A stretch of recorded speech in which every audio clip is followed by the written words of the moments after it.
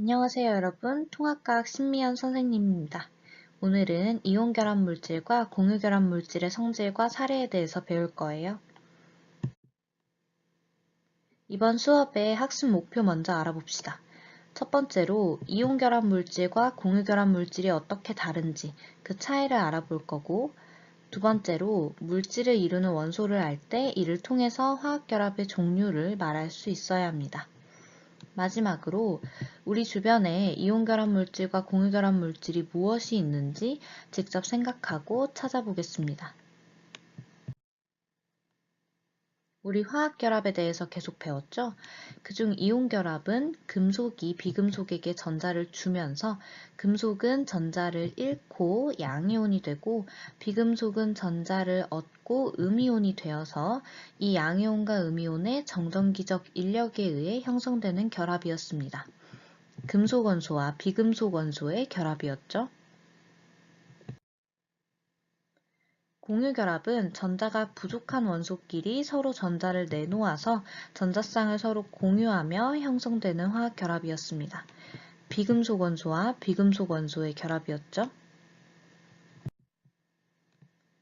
그렇다면 이온결합 물질의 성질에는 무엇이 있을까요? 여기 염화나트륨이 있습니다. 이온결합 물질은 양이온과 음이온이 한 개씩 결합하고 있는 것이 아니라 수많은 양이온과 수많은 음이온이 교대로 규칙적으로 배열되어 있습니다.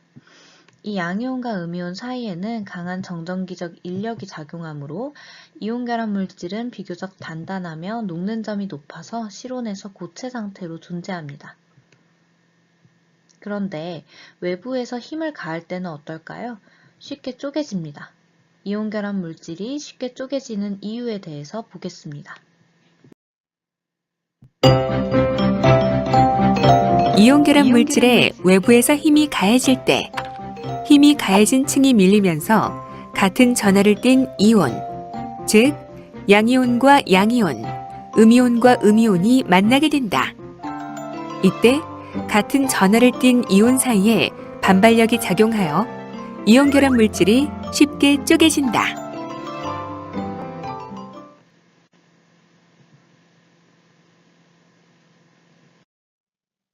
네, 그래서 외부에 힘을 가했을 때 쉽게 쪼개지는 것을 알 수 있습니다.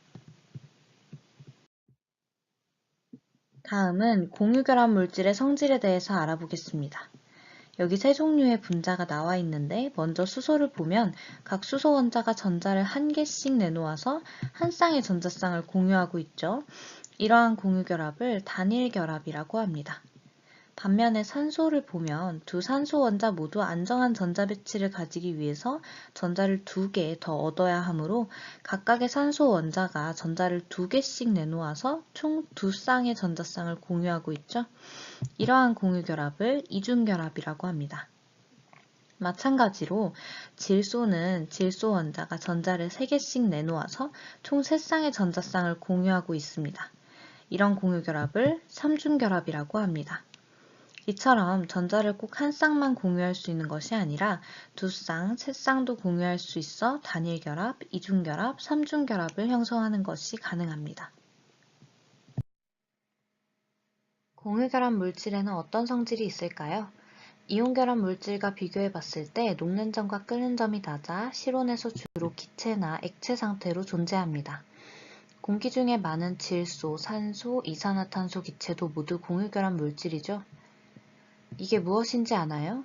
아이스크림을 포장하면 녹지 않도록 같이 넣어주는 걸 많이 본 적이 있을 겁니다. 바로 드라이 아이스인데요. 드라이 아이스는 이산화탄소의 고체 상태 물질입니다. 여기 주변에 뿌연 연기가 보이죠? 고체 상태 물질이 기체 상태로 상태 변화하는 것, 즉 승화하고 있는 것입니다. 이처럼 고체 상태의 공유결합 물질은 기체 상태로 승화하는 경우가 많습니다. 그럼 우리 이온결합 물질과 공유결합 물질의 성질을 이렇게 정리해 보겠습니다. 이온결합 물질은 대부분 녹는 점과 끓는 점이 높고 실온에서 고체 상태이다. 일반적으로 단단하지만 힘을 가하면 쉽게 쪼개지거나 부서진다. 공유결합 물질은 이온결합 물질보다 녹는 점과 끓는 점이 낮고 실온에서 고체인 경우 승화하는 경우가 많다. 이온결합 물질은 금속 원소와 비금속 원소로 구성되어 있고 공유결합 물질은 비금속 원소로 구성되어 있죠. 물질을 구성하는 원자를 보고 어떤 화학결합으로 이루어져 있는지 그 종류를 추측할 수 있겠죠? 그렇다면 우리 주변의 이온결합 물질과 공유결합 물질에는 어떤 것들이 있을까요? 먼저 겨울철 제설제로 많이 이용되어서 이렇게 도로에 뿌려져 있는 염화칼슘은 칼슘과 염소로 이루어져 있습니다. 각각 금속과 비금속이므로 염화칼슘은 이온결합 물질이겠죠? 진통제로 이용되는 아스피린은 탄소, 수소, 산소로 이루어져 있습니다. 모두 비금속 원소이니 아스피린은 공유결합 물질이라는 것을 알 수 있습니다. 오늘의 수업 내용 잘 알겠나요? 네, 그러면 오늘의 수업의 활동에 대해서 간략하게 설명해 드리도록 하겠습니다. 오늘은 갤러리 워크 방식의 발표를 진행할 건데요. 갤러리 워크라는 것은 마치 미술관에서 작품 해설사가 작품을 해설해 주는 것을 관람자들이 이동해 가며 듣는 것처럼 발표자의 발표를 이동해 가며 듣는 방식입니다.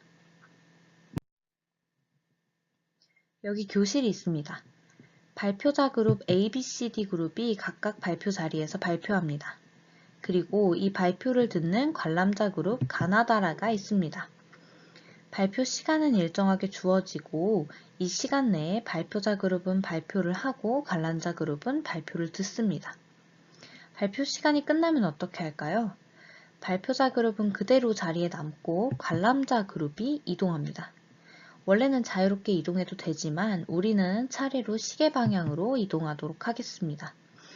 그러면 이렇게 시계 방향으로 이동하면 다시 또 발표자 그룹은 정해진 발표 시간 동안 발표를 합니다.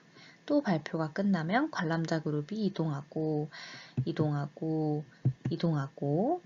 이렇게 해서 모든 관람자 그룹이 모든 발표자 그룹을 만나 발표를 다 들었다면 한마디로 관람자 그룹이 한 바퀴를 다 돌았다면 이제 우리는 관람자 그룹과 발표자 그룹을 바꿉니다.